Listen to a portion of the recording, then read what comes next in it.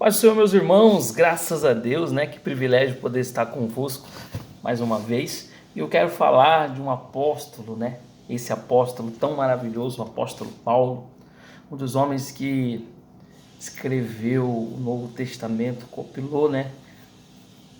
Quase todo o Novo Testamento com suas cartas maravilhosas. Paulo é às vezes chamado de segundo fundador do cristianismo, um título que ele não aprovaria. O apóstolo é notório na história do cristianismo primitivo por causa da preeminência que Lucas lhe conferiu em Atos dos Apóstolos e também por causa do número de cartas assinaladas por ele no cânon do Novo Testamento.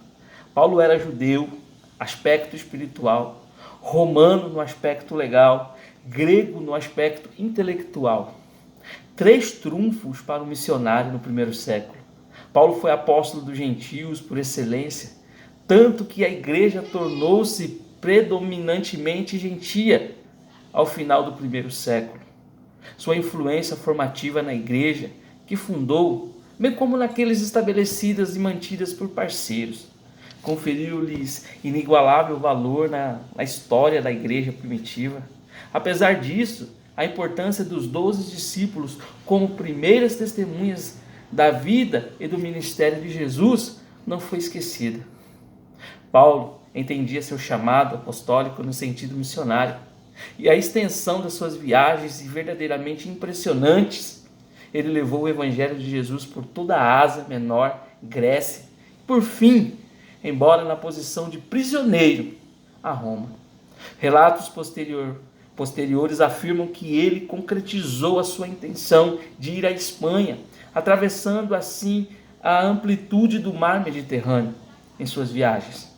Paulo primeiro abordava os judeus nas sinagogas e depois ministrava aos simpatizantes gentios com os quais tinham contato, também por meio das sinagogas. Uma vez que o evangelho apresentado por ele não exigia dos gentios a observância da lei de Moisés, esses crentes logo acharam impossível permanecer na lei, dentro da comunidade judaica estabelecidas. Por esse motivo, o apóstolo transformou em novas comunidades com características próprias, trabalhando raramente sozinho. Paulo levava colegas consigo nas viagens e deixava alguns deles pelo caminho, a fim de continuarem ministrando os novos crentes. Por intermédio deles, de outros mensageiros e de cartas, o apóstolo mantinha contato com as comunidades cristãs. A luta de Paulo em prol da sua missão aos gentios fez dele um participante fundamental na grande questão eclesiástica da época. A definição das condições para que os gentios fossem aceitos no grupo israelita. As contribuições literárias de Paulo nesse sentido incluíam principalmente as suas cartas às igrejas da Galácia, onde judaizantes, locais ou estrangeiros, insistiam na aceitação gentílica da circuncisão, e a igreja em Roma, onde buscou unificar os grupos cristãos na aceitação de seu programa de trabalho missionário, argumentos judaizantes na Galácia, bem como dos cristãos judeus conservadores em Jerusalém. Era que, para usufruir das promessas de Deus oferecidas na aliança, era necessário ser incorporado o povo de Abraão e receber com ele o sinal pactual, a circuncisão. A resposta de Paulo foi que a base para a aceitação divina de Abraão havia sido a fé, abre aspas, e creu ele no Senhor. E foi-lhe imputado isto por justiça. Gênesis 15:6. Antes mesmo que recebesse o sinal da circuncisão, por conseguinte, segundo o apóstolo, aqueles que compartilham a mesma fé de Abraão recebem a justiça igualmente e passam a fazer parte das nações abençoadas por intermédio dele, sem necessidade do sinal da circuncisão.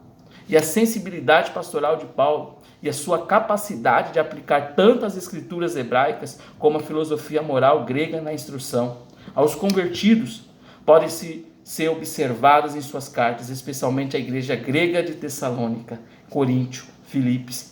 E as cartas circularam entre as congregações cristãs e tornaram-se a base hoje da orientação para um estilo de vida diferenciado.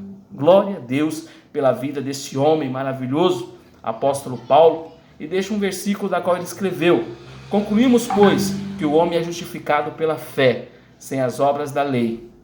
Paulo, Romanos 3:28.